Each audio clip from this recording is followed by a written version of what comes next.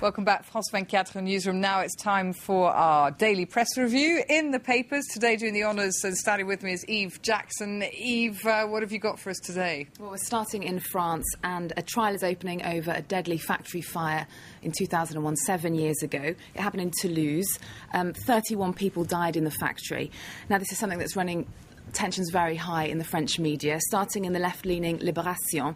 It has a double-page spread on the story on the upcoming trial, lots of photographs of the factory after what happened, lots of eyewitness accounts, and lots of tributes to those who died. The paper's also calling for a tighter regulation, so this can't happen again. It's suggesting a new way of policing these factories with environment officers monitoring what's going on. Moving now to Aujourd'hui en France, the centrist paper.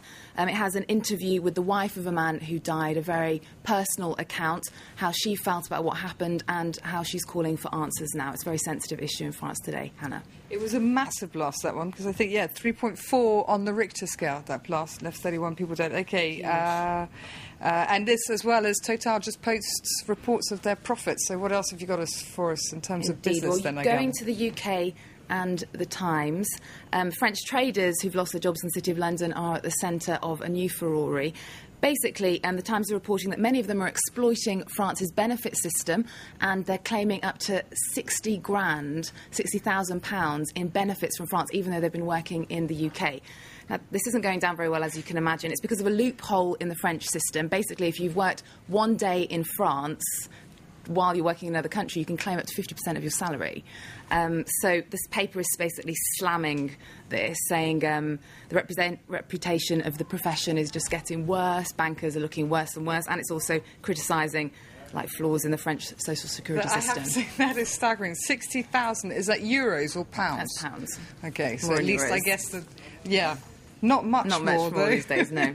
OK, Oscar night, please tell me you've got something for us about the Oscars. Well, obviously, press going crazy in every country, starting with the UK's Daily Mail. The headline is, "From rags to riches in just 3 days." Of course, we're talking about the children who are in Slumdog Millionaire. It's won countless Oscars, really, today. And this article is talking about these two children who came from nothing to walk amongst the world's most glamorous people. And it's also suggesting that these children are just going to go back to these slums, and their parents are worried that after the Oscars they're going to be forgotten about, but I'm sure that can't be the case. It was a wonderful film. Anyone who hasn't seen it, I really recommend that you see it. OK. And obviously, you've got to look quickly at the dresses, the hits and misses, always lots. These dominate the press the next day. The New York Mail, starting with Kate Winslet, who obviously was playing it safe. She did well today.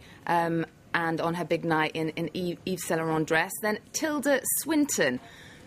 Slightly strange outfit. She comes out with some wacky ones, it has to be said. She is quite a wacky actress, maybe that's why. And then Sarah Jessica Parker normally does well, but today she's been criticised for having a Christmas tree type dress.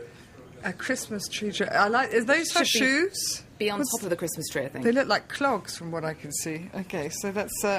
just countdown to Mardi Gras, just in a couple of words for us, I guess Brazil Carnival. Well, Brazil, basically, the headline here is less money, more creativity. Not much money this year, but they've managed to make what they call the greatest show on earth once again.